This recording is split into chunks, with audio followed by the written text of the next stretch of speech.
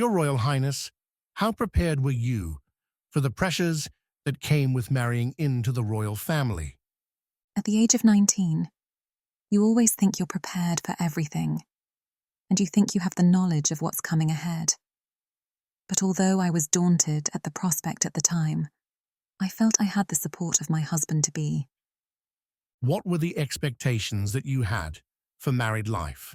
I think like any marriage, especially when you've had divorced parents like myself, you'd want to try even harder to make it work, and you don't want to fall back into a pattern that you've seen happen in your own family. I desperately wanted it to work. I desperately loved my husband, and I wanted to share everything together. And I thought that we were a very good team. How aware were you of the significance of what had happened to you? After all, you'd become Princess of Wales, ultimately with a view to becoming Queen. I wasn't daunted, and am not daunted by the responsibilities that that role creates.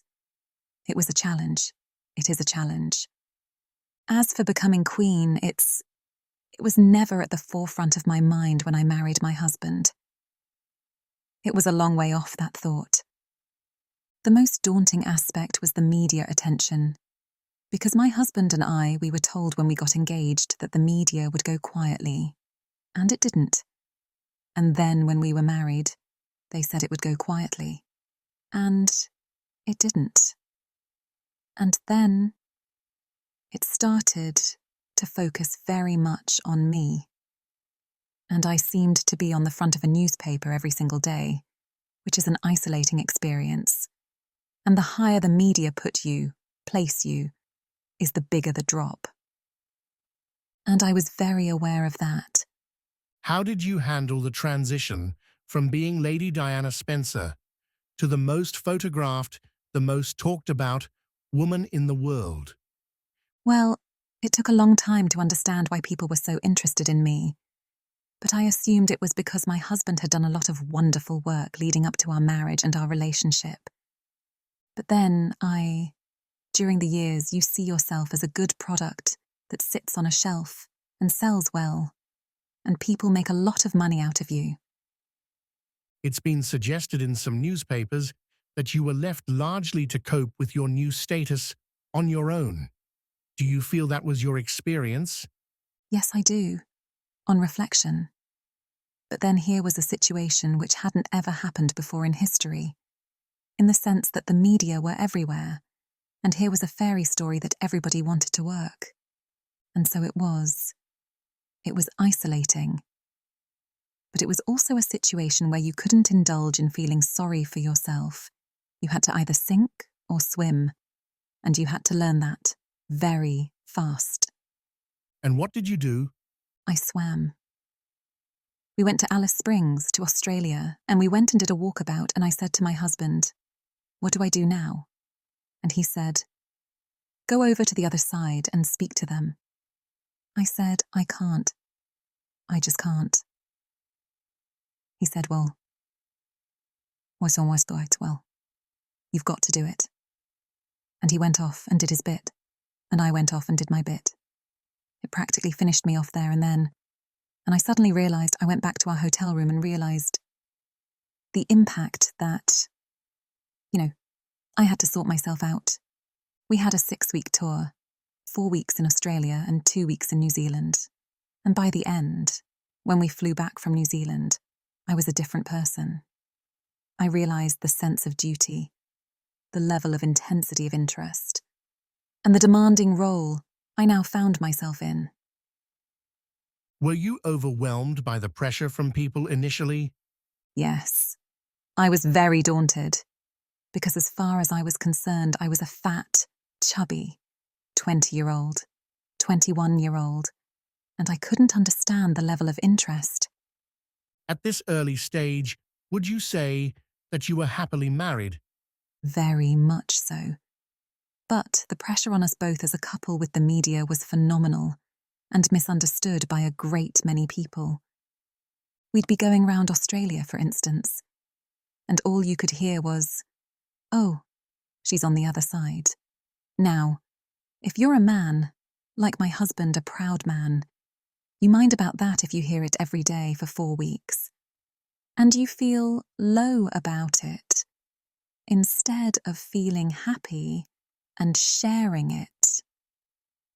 When you say she's on the other side, what do you mean? Well, they weren't on the right side to wave at me or to touch me. So they were expressing a preference even then for you rather than your husband? Yes, which I felt very uncomfortable with. And I felt it was unfair because I wanted to share. But were you flattered by the media attention particularly? No, not particularly. Because with the media attention came a lot of jealousy. A great deal of complicated situations arose because of that. At this early stage in your marriage, what role did you see for yourself as Princess of Wales? Did you have an idea of the role that you might like to fulfill? No, I was very confused by which area I should go into. Then I found myself being more and more involved with people who were rejected by society, with, I'd say, drug addicts, alcoholism, battered this, battered that, and I found an affinity there. And I respected very much the honesty I found on that level with people I met. Because in hospices, for instance, when people are dying, they're much more open and more vulnerable and much more real than other people. And I appreciated that. Had the palace given any thought to the role that you might have as Princess of Wales? No, no one sat me down with a piece of paper and said, "This is what is expected of you." But there, again, I'm lucky enough in the fact that I have found my role, and I'm very conscious of it, and I love being with people. So you very much created the role that you would pursue for yourself, really? That was what you did? I think so. I remember when I used to sit on hospital beds and hold people's hands. People used to be sort of shocked because they said they'd never seen this before, and to me, it was quite a normal thing to do. And when I saw the reassurance that an action like that gave, I did it everywhere, and will always do that. It wasn't long after the wedding before you became pregnant. What was your reaction when you learnt that the child was a boy? Enormous relief. I felt the whole country was in labour with me. Enormous relief. But I had actually known William was going to be a boy, because the scan had shown it, so it caused no surprise. Had you always wanted to have a family? Yes, I came from a family where there were 4 of us, so we had enormous fun there. And then William and Harry arrived. Fortunately, 2 boys, it would have been a little tricky if it had been 2 girls. But that in itself brings the responsibilities of bringing them up, William's future being as it is, and Harry, like, a form of a backup in that aspect. How did the rest of the royal family react when they learnt that the child that you were to have was going to be a boy? Well, everybody was thrilled to bits. It had been quite a difficult pregnancy. I hadn't been very well throughout it. So by the time William arrived, it was a great relief because it was all peaceful again, and I was well for a time. Then I was unwell with postnatal depression, which no one ever discusses. Postnatal depression. You have to read about it afterwards, and that in itself was a bit of a difficult time. You'd wake up in the morning, feeling you didn't want to get out of bed. You felt misunderstood, and just very, very low in yourself. Was this completely out of character for you? Yes, very much so. I never had had a depression in my life. But then when I analysed it, I could see that the changes I'd made in the last year had all caught up with me, and my body had said, "We want a rest." So what treatment did you actually receive? I received a great deal of treatment, but I knew in myself that actually what I needed was space and time to adapt to all the different roles that had come my way. I knew I could do it, but I needed people to be patient and give me the space to do it. When you say all of the different roles that had come your way, what do you mean? Well, It was a very short space of time. In the space of a year, my whole life had changed, turned upside down. And it had its wonderful moments, but it also had challenging moments. And I could see where the rough edges needed to be smoothed. What was the family's reaction to your postnatal depression? Well, maybe I was the first person ever to be in this family who ever had a depression, or was ever openly tearful. And obviously that was daunting, because if you've never seen it before, how do you support it? What effect did the depression have on your marriage? Well, it gave everybody a wonderful new label.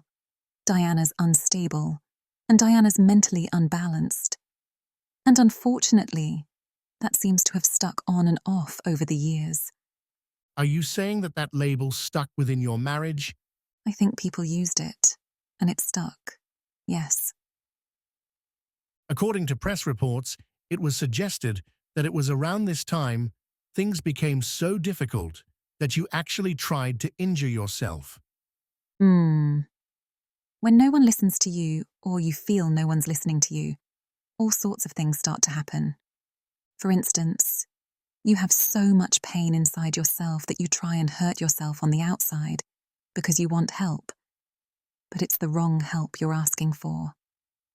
People see it as crying wolf or attention seeking. And they think because you're in the media all the time, you've got enough attention, inverted commas. But I was actually crying out because I wanted to get better in order to go forward and continue my duty and my role as wife, mother, Princess of Wales. So yes, I did inflict upon myself. I didn't like myself.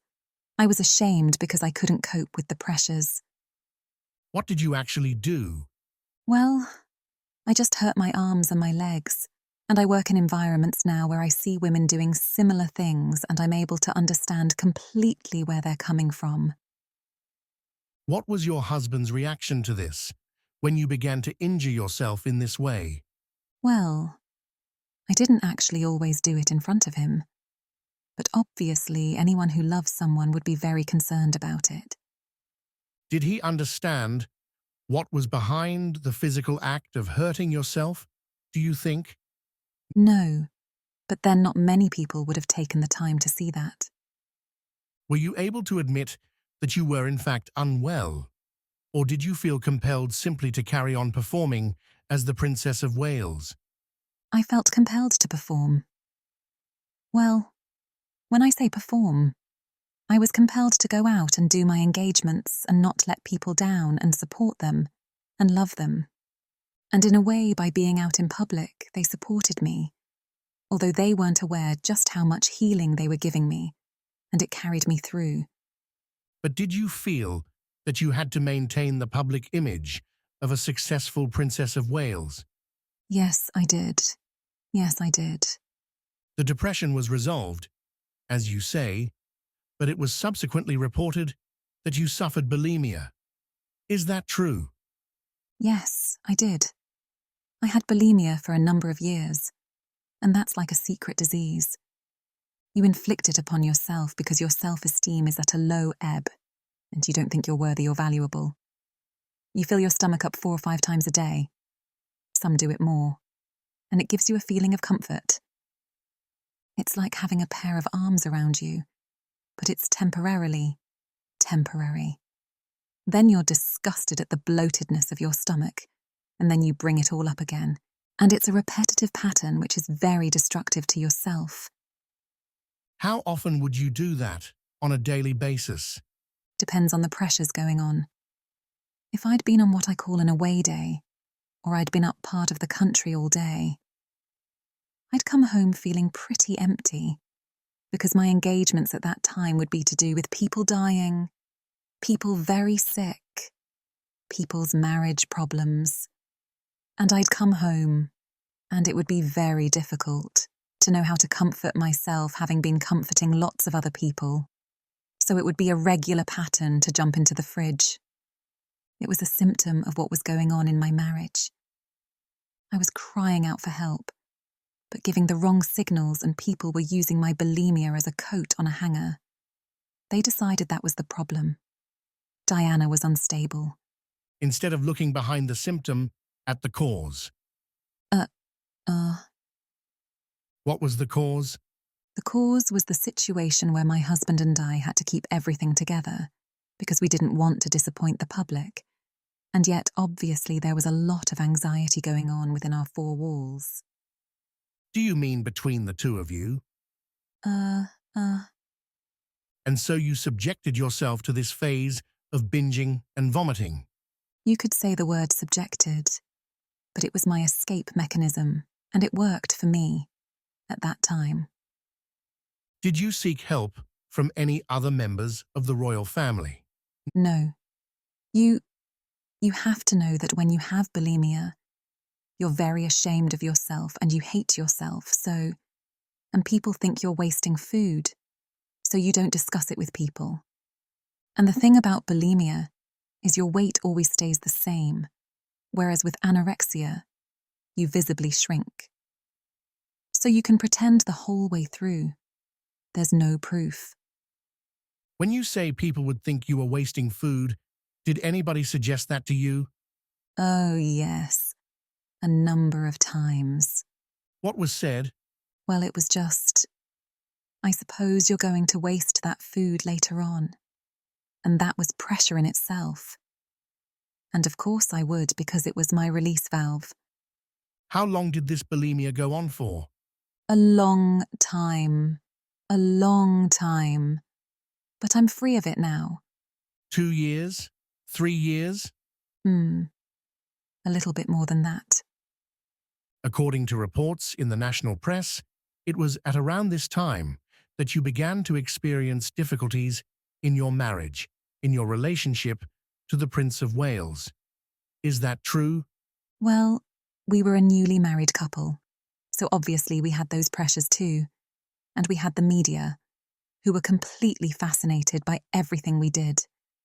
And it was difficult to share that load, because I was the one who was always pitched out front, whether it was my clothes, what I said, what my hair was doing, everything. Which was a pretty dull subject, actually.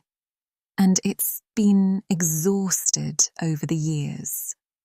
When actually what we wanted to be, what we wanted supported, was our work, and as a team.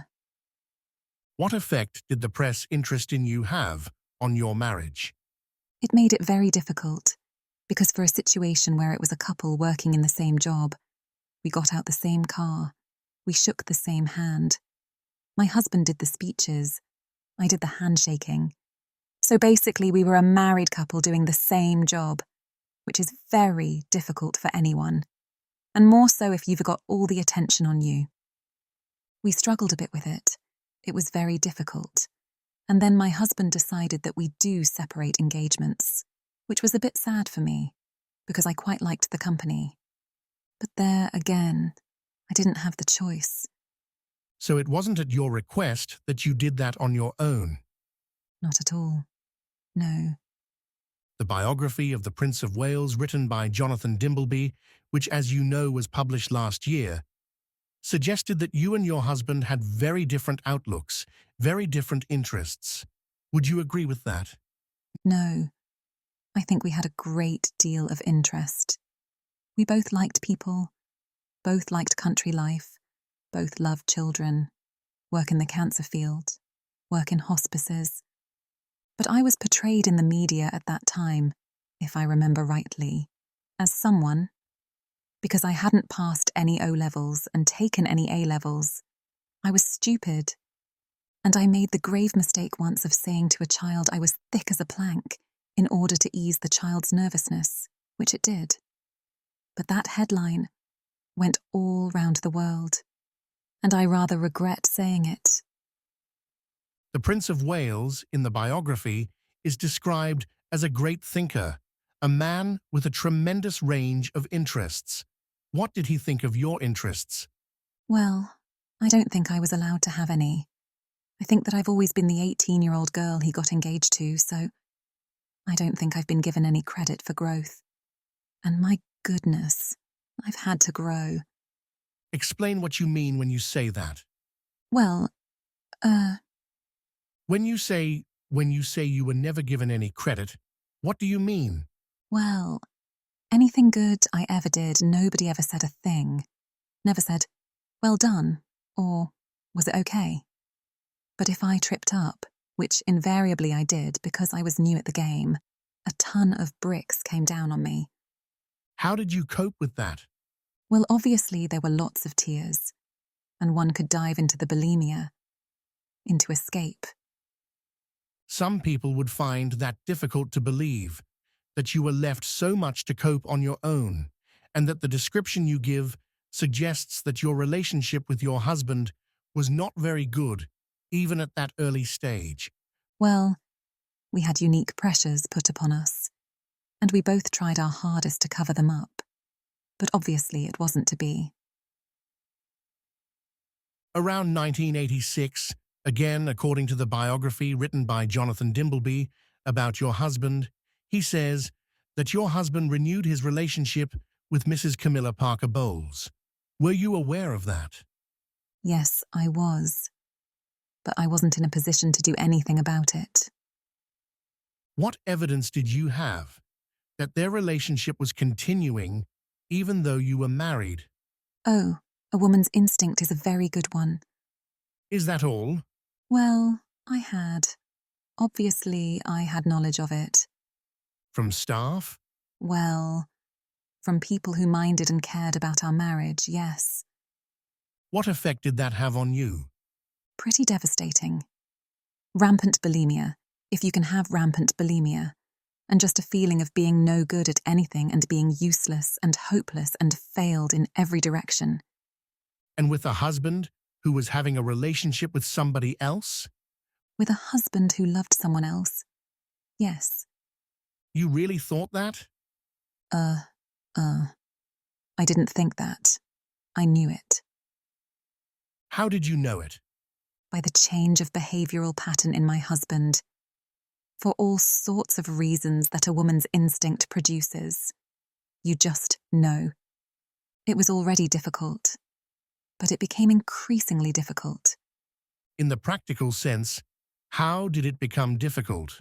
Well, people were, when I say people I mean friends, on my husband's side, were indicating that I was again unstable, sick, and should be put in a home of some sort in order to get better.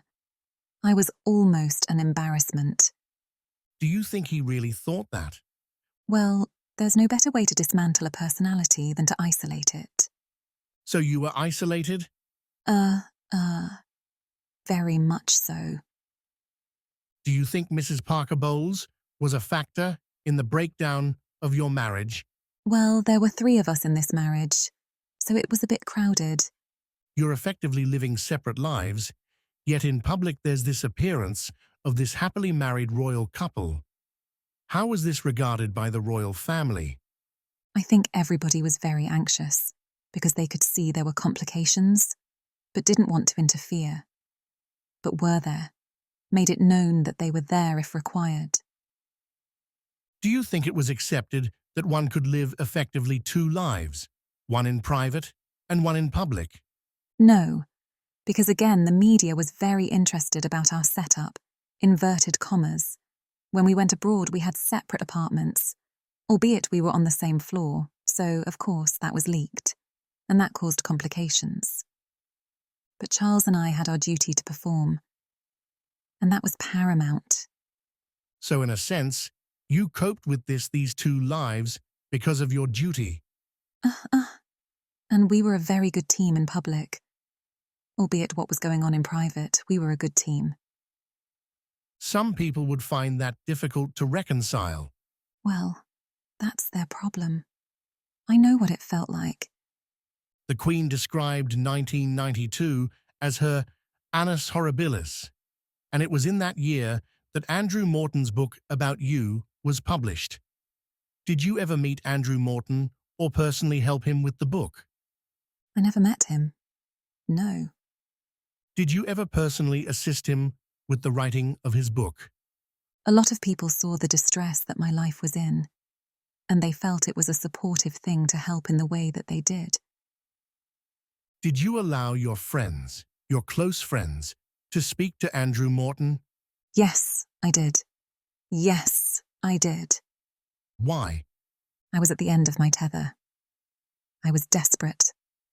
I think I was so fed up with being seen as someone who was a basket case, because I am a very strong person, and I know that causes complications in the system that I live in. How would a book change that? I don't know. Maybe people have a better understanding. Maybe there's a lot of women out there who suffer on the same level, but in a different environment, who are unable to stand up for themselves because their self-esteem is cut into two. I don't know. What effect do you think the book had on your husband and the royal family?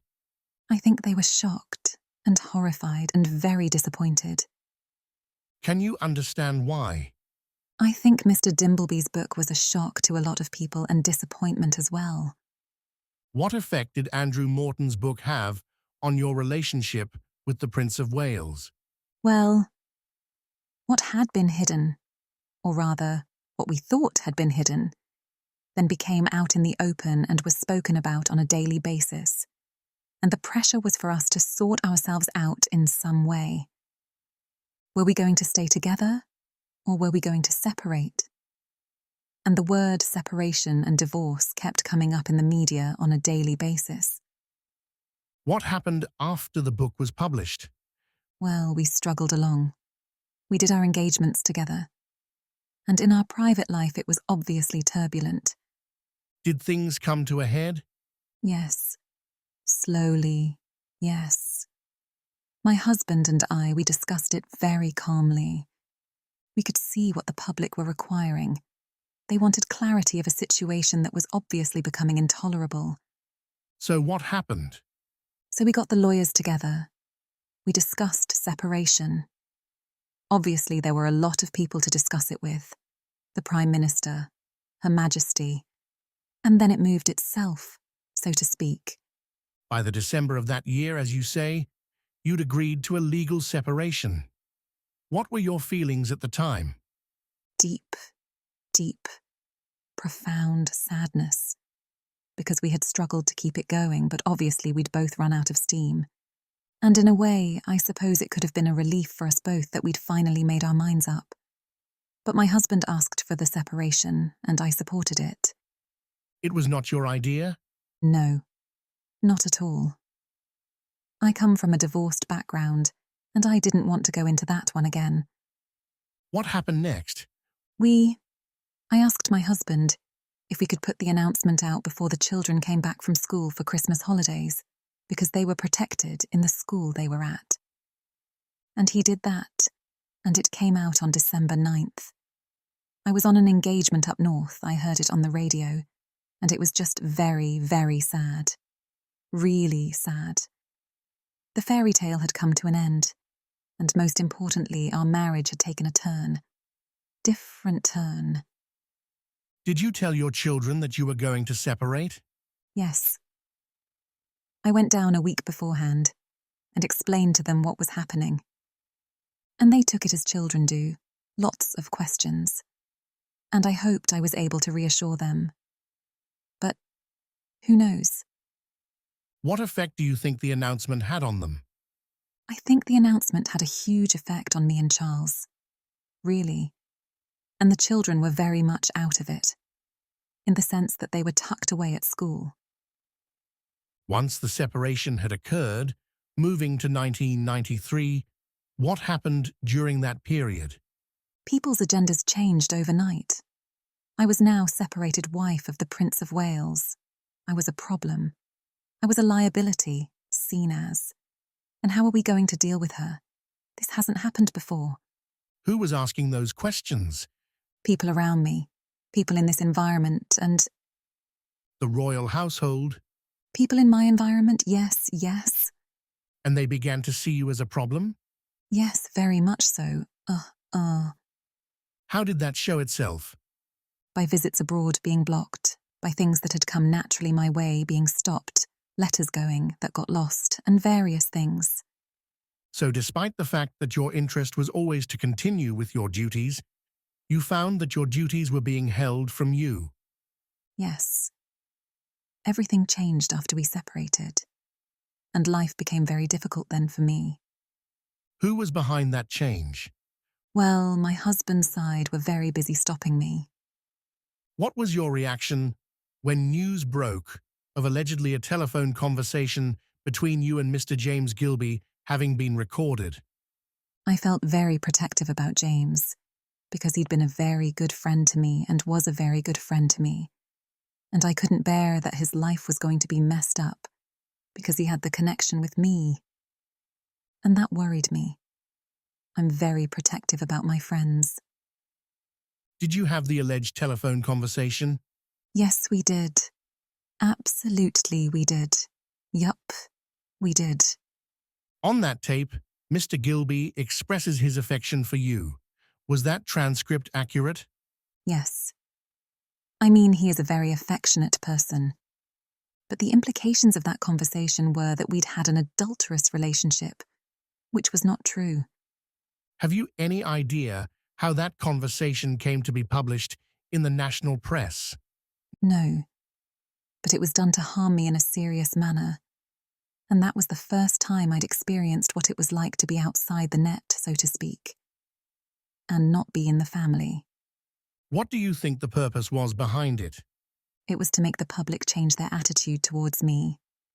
It was, if we are going to divorce, my husband would hold more cards than I would. It was very much a poker game, chess game. There were also a series of telephone calls which allegedly were made by you to a Mr. Oliver Hoare. Did you make what were described as nuisance phone calls? I was reputed to have made 300 telephone calls in a very short space of time, which, bearing in mind my lifestyle at that time, made me a very busy lady. No, I didn't. I didn't. But that again was a huge move to discredit me, and very nearly did me in. The injustice of it. Because I did my own homework on that subject, and consequently found out that a young boy had done most of them. But I read that I'd done them all. Mr. Hoare told me that his lines were being tapped by the local police station. He said, don't ring. So I didn't. But somebody clearly did. Had you made any of those calls at all? I used to. Yes, I had rung up. Yes. Once, twice, 3 times? I don't know. Over a period of 6 to 9 months. A few times. But certainly not in an obsessive manner. No. Do you really believe that a campaign was being waged against you? Yes, I did. Absolutely. Yeah. Why? I was the separated wife of the Prince of Wales. I was a problem. Full stop. Never happened before. What do we do with her? Can't we pack her off to somewhere quietly rather than campaign against her? She won't go quietly. That's the problem. I'll fight to the end because I believe that I have a role to fulfill, and I've got 2 children to bring up. By the end of 1993, you had suffered persistent difficulties with the press. These phone conversations were made public, and you decided to withdraw from public life. Why did you do that? The pressure was intolerable then, and my job, my work, was being affected. I wanted to give 110% to my work, and I could only give 50. I was constantly tired, exhausted, because the pressure was it was so cruel. So I thought the only way to do it was to stand up and make a speech and extract myself before I started disappointing and not carrying out my work. It was my decision to make that speech because I owed it to the public to say that, thank you. I'm disappearing for a bit, but I'll come back. It wasn't very long before you did come back, of course. Well, I don't know. I mean, I did a lot of work. Well, underground, without any media attention, so I never really stopped doing it. I just didn't do every day out and about. I just couldn't do it. The campaign at that point was being successful, but it did surprise the people who were causing the grief. It did surprise them when I took myself out of the game. They hadn't expected that. And I'm a great believer that you should always confuse the enemy. Who was the enemy? Well, the enemy was my husband's department, because I always got more publicity. My work was discussed much more than him. And, from that point of view, I understand it. But I was doing good things, and I wanted to good things.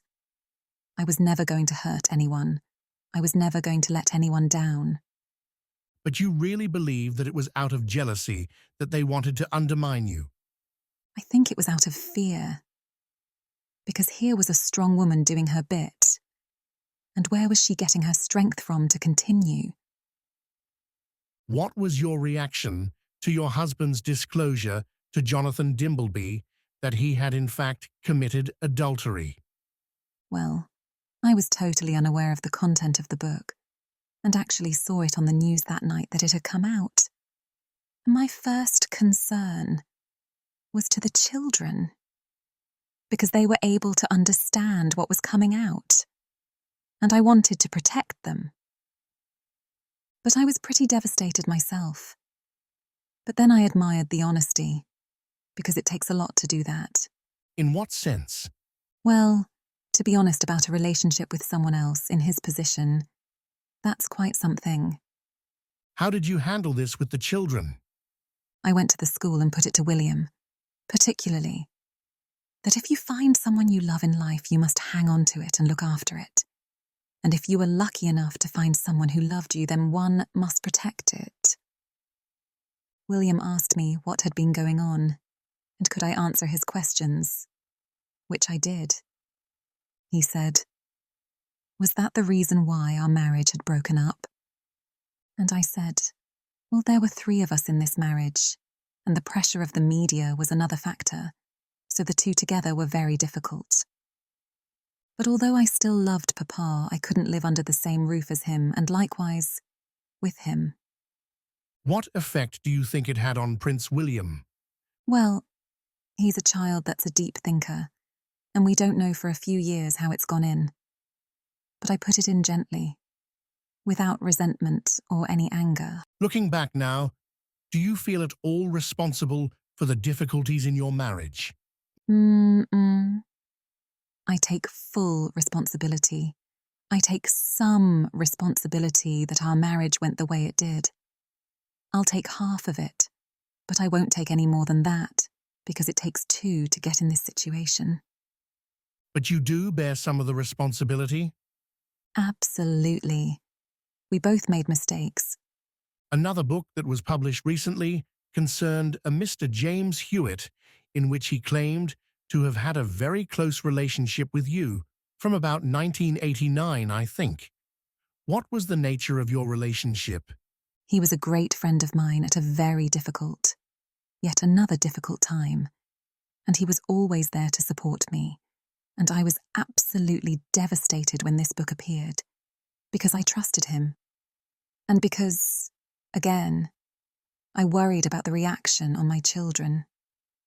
And yes, there was factual evidence in the book, but a lot of it comes from another world, didn't equate to what happened.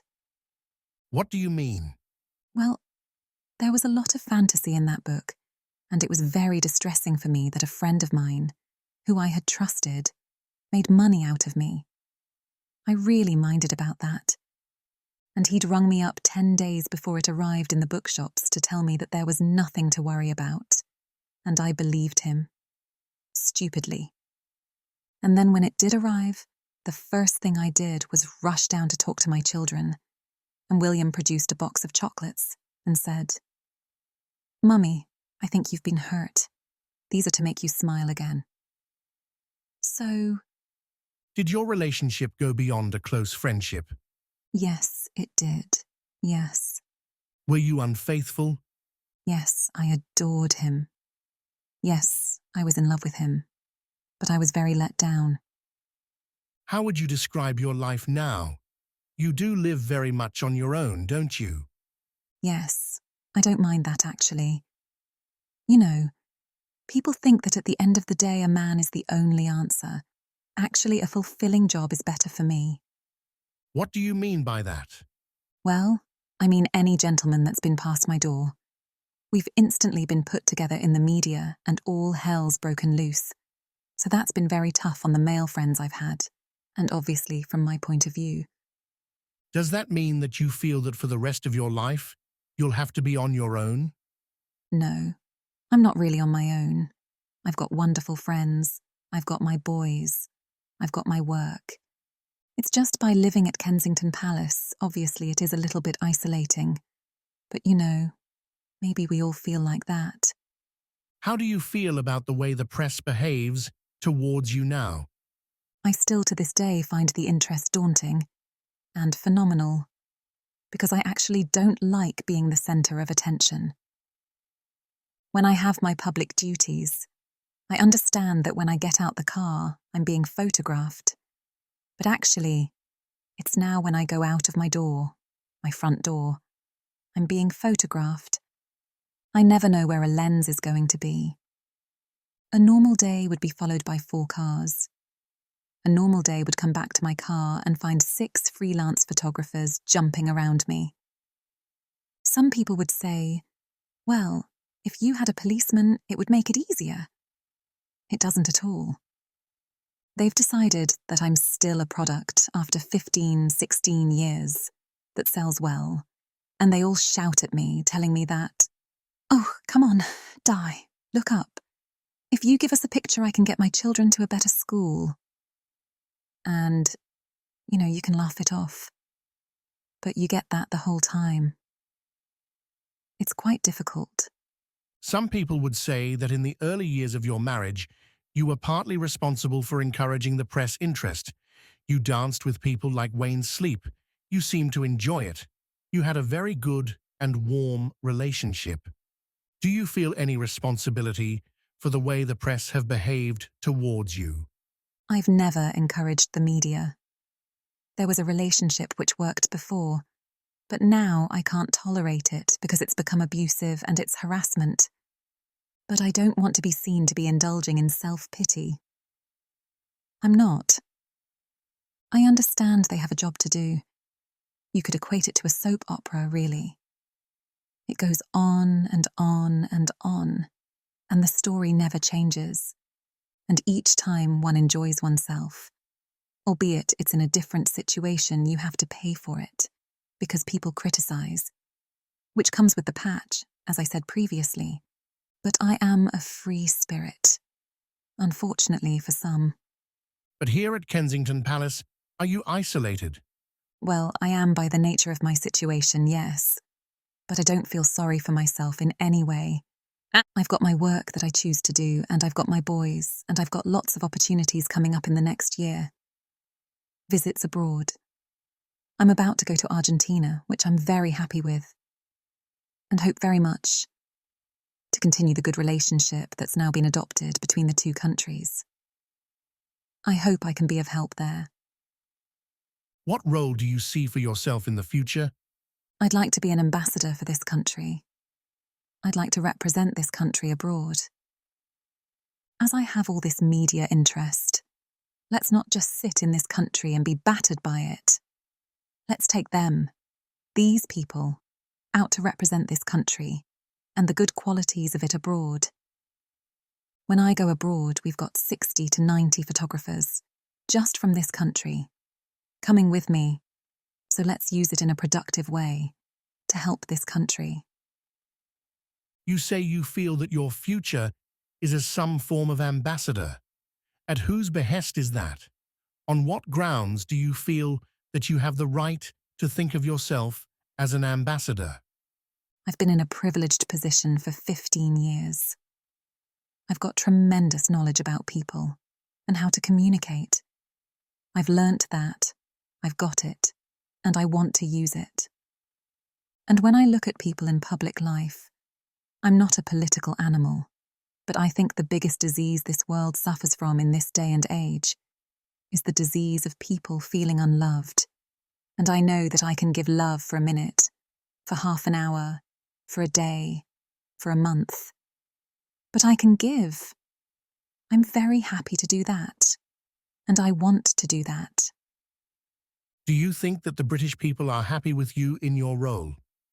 I think the British people need someone in public life to give affection, to make them feel important, to support them, to give them light in their dark tunnels. I see it as a possibly unique role, and yes, I've had difficulties, as everybody has witnessed over the years. But let's now use the knowledge I've gathered to help other people in distress. Do you think you can? I know I can.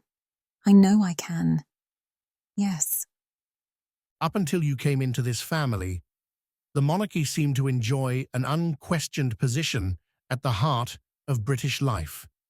Do you feel that you're at all to blame for the fact that survival of the monarchy is now a question that people are asking? No, I don't feel blame. I mean, once or twice I've heard people say to me that, Diana's out to destroy the monarchy, which has bewildered me. Because why would I want to destroy something that is my children's future? I will fight for my children on any level in order for them to be happy and have peace of mind and carry out their duties. But I think what concerns me most of all about how people discuss the monarchy is they become indifferent. And I think that is a problem. And I think that should be sorted out. Yes. When you say indifferent, what do you mean? They don't care. People don't care anymore. They've been so force-fed with marital problems, whatever, that they're fed up. I'm fed up of reading about it. I'm in it.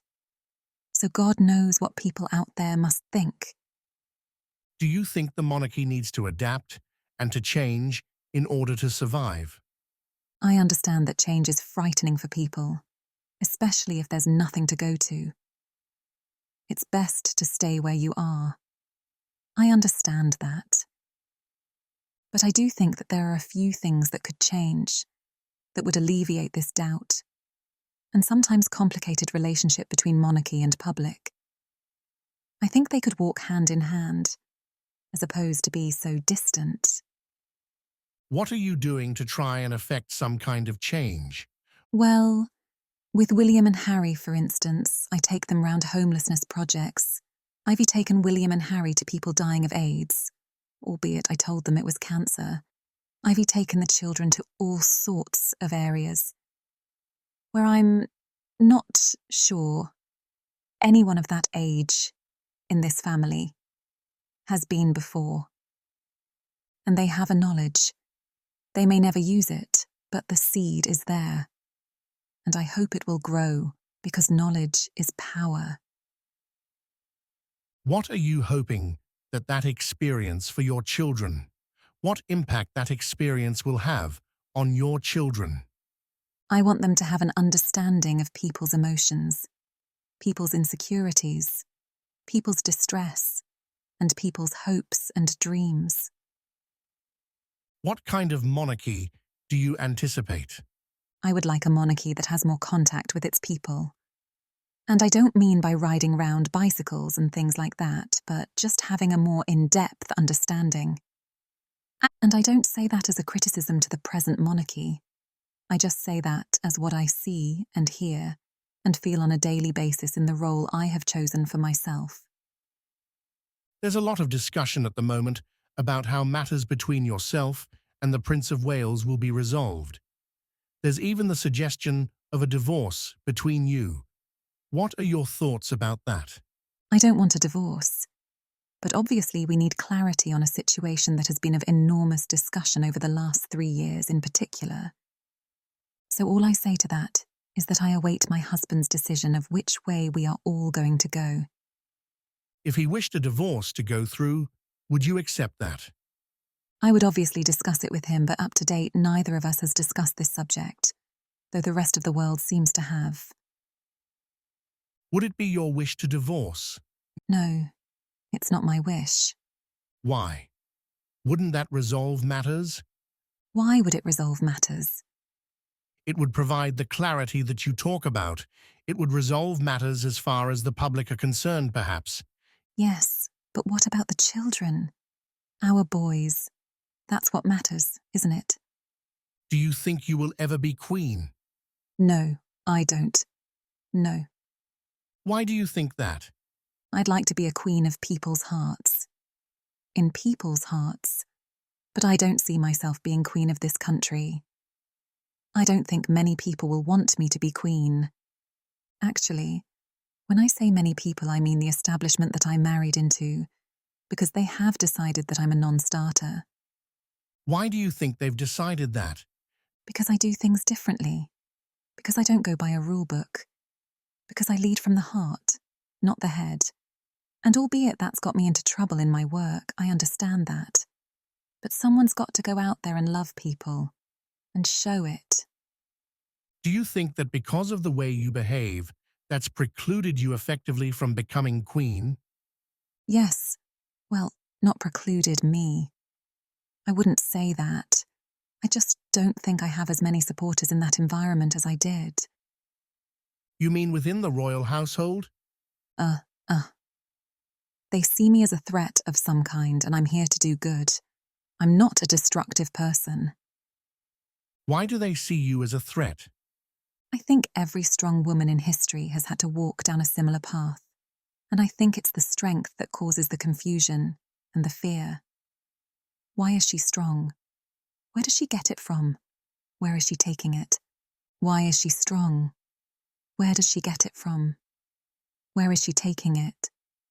Where is she going to use it? Why do the public still support her?